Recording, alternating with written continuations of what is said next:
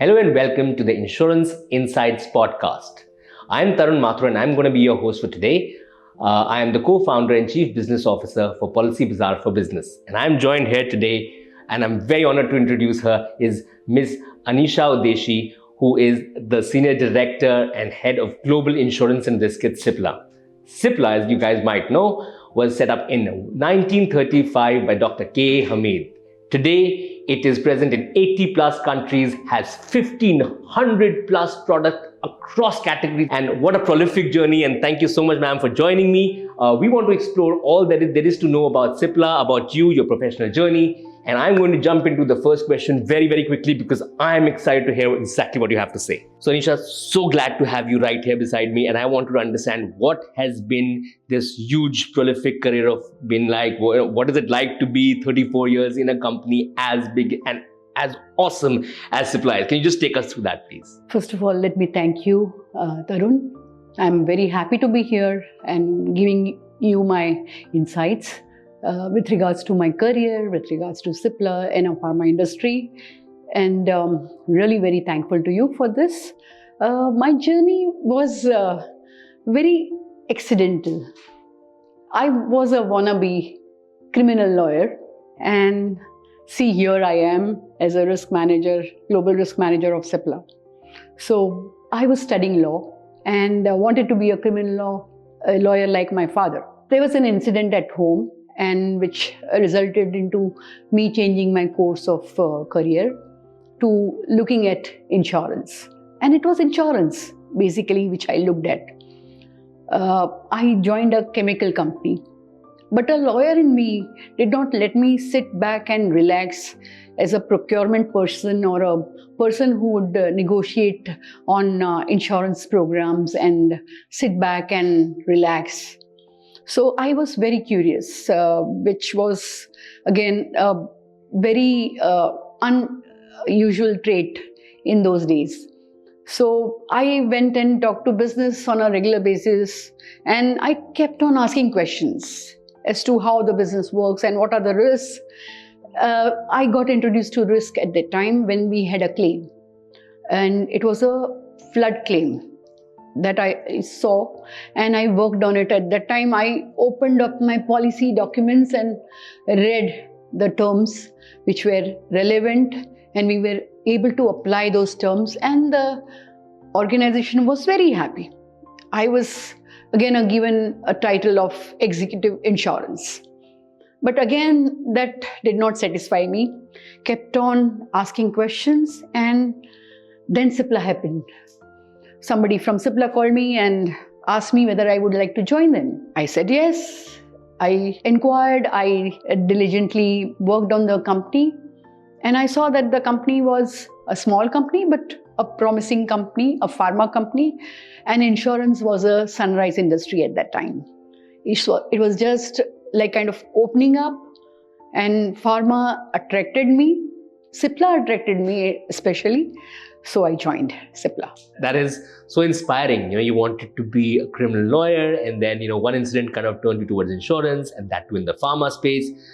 Wow. And if I have it right, that you actually joined a startup, which is today, my God, such a large business conglomerate, right? And it must be so exciting to be on this path. And in terms of leadership, there must be a lot of incidents and a lot of moments that would have led you to the leader that you are. Could you just take us through that bit? Because there are a lot of budding leaders. In fact, I want to point this out, right? You have a 34-year career, and there are a lot of these kangaroos hopping from one job to the other, and I am guilty of that in the beginning of my career also. But how do you kind of stay in one place? What have been those moments that have changed the way your leadership style has changed? I have nothing against kids or millennials changing their jobs on a regular basis, because I think maybe it is a trend today, and they get a good exposure. Today, organizations are able to give them a good exposure, which they are looking for, and which is why once they are satiated in one profile, they long to be going into another profile, and they are growing. I mean, so absolutely okay. Wherein in our times, or maybe I will talk about not as an ancient person, but I would say that we were also looking for similar kind of a growth. And that growth story was given by Cipla. Believe me, when I joined Cipla on the day one, I was told that, why have you joined Cipla? My MD asking me this question. And I said, I was looking for some excitement. I was looking for something which was different. I didn't want to be maybe a normal chartered accountant, although I did try. I didn't want to be a MBA person because it was not very much in vogue. So, which is why I wanted to be a lawyer. So, and with a very, very open mind, I wanted to look at business solutions because I was coming from a business family. And that was something that really, attracted me to Cipla. And believe me, one statement that I cannot forget even today. This was a statement on day one. It was made to me that if you continue to do something that you have done yesterday, you will be changed by a clerk tomorrow. And how profound kind of a visionary statement that is, because today if you continue to do the same thing what you did yesterday, you will be replaced by AI tomorrow. Many jobs are going to be at stake if you do not innovate a sustainable solution. I think that was the kind of environment that was provided by Cipla, pharma industry and insurance industry, because insurance industries started providing solutions instead of providing policies. I think I've understood. I think when you joined Cipla, it was more about, it's like your own startup that you came up with. And like any startup today, any startup founder today or any entrepreneur today, what are you trying to do? You're trying to solve for a problem. And if I've got it right, then what you're doing is you're making sure that whatever you're doing, you remain, in your head, you're relevant, and in your head, a startup person who's solving one sort of problem. But that begs me to a different question. And I'm sorry, I'm going to put it, I don't know how to put it right, but I'll try. What about being a woman in this industry? Woman leadership, we talk about a lot. It's got its own set of criticism and this thing. But how do you see it? What are those moments that you could talk about? Because, one is that, and begs a lot of respect. You're in insurance and you're in pharma, and you've somehow found the perfect kind of combination of the two. So what is that like? Again, very, very dear question to my heart, because believe me, Tarun, I never looked at me or myself in the mirror as a woman leader. I always saw myself as a leader.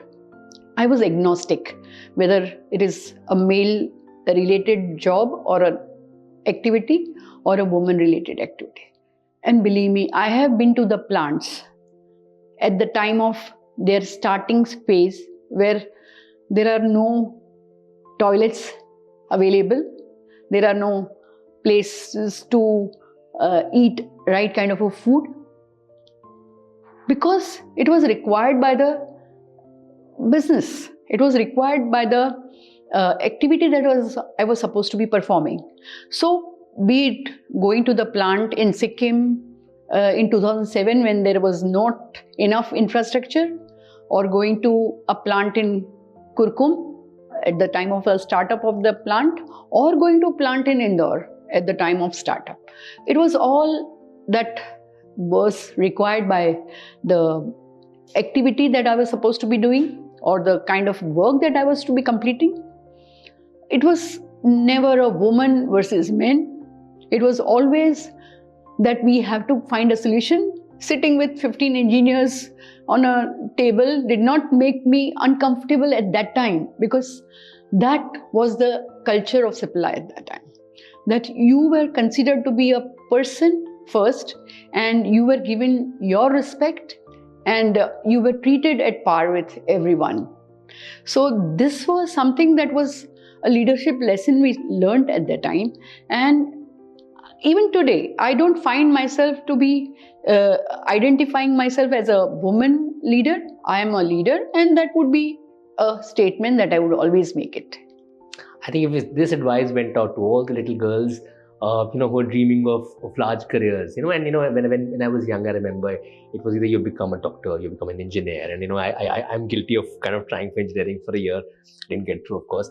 But I think when we look at the path that you've taken, and if somebody could draw inspiration from just that, it would be about equality. I feel that if everybody just looked at their job, as what it takes to get to the next part, I think that, Anisha, you've done an exemplary job at, and of course, reading between the lines. I think, what you've said is that it's just a job. It's just the work. It's not about being a woman or being a leader. It's just about being part of that, wearing the heart. Making that happen. Yeah, making that happen. That was the statement that we were looking at. And we were always given that kind of a freedom. It was a culture of Cipla, that you are a CEO of your function.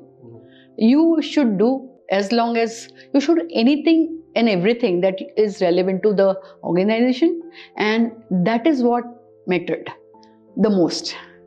Give me, and probably, the one more question I want to ask you is about insurance, and I've been doing insurance for the last 16 years, right, in this country, but you've spent 34 years at it. So how has that changed? How did this industry really attract you? What was it about insurance within pharma that kind of really pulled at you? I'll tell you a story about my failure. Perfect. And that is where I got little more, adamant or rebellious that I want to be participating into this industry.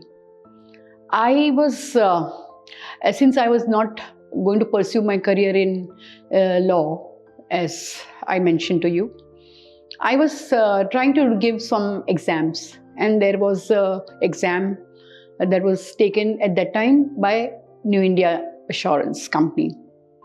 This was the exam for development officers. I passed my written test. Then I was called for an interview. I failed miserably. I couldn't answer any question. And they said, regret, we can't employ you because you are not good at it. And that changed a lot of things for me. I said that now I have to be so capable that I would be talking to New India from the opposite table, and I will command my terms and conditions which my organization would need, and which is why I did my exams in law with insurance. I did my some couple of my Indian exams, insurance exams. I did my UK insurance exams, and I made myself capable of demanding that position in an organization. So I think failure teaches you a lot of lessons, and this was one of the lessons that I have kept very dear to, close to my heart. And I would again tell everyone that never get let down by the failures that you face in the earlier of your careers or any time of the career, because it will always teach you something that you can take it forward. Absolutely. Thank you so much for that answer. I think you're right. Failures teach you far more than any success, right? Getting that formula right. I'm sure you do at Cipla with all those test tubes around, it takes a lot of time to get that right solution, which will kind of get you there, right? Thank you so much for that insightful session. And, I wish a lot of people the same career as you. I wish myself a career like you, and I want to kind of stay in a mindset where I'm innovating every day. And it was lovely kind of chatting with you, understanding what Cipla has done. Cipla has, of course, done groundbreaking work across 80 plus countries and continues to do so. And I'm feeling very, very proud of sitting here, and I'm sure you feel that every day. So thank you so much, and we will hopefully have you again and again and again to get all the insights that you possibly can. Thank you so much, Tarun. Thank you very much for this compliment, and I really appreciate you reaching out to us and we doing this candid conversation. So thank you very much. I'm always available. Perfect. Thank you.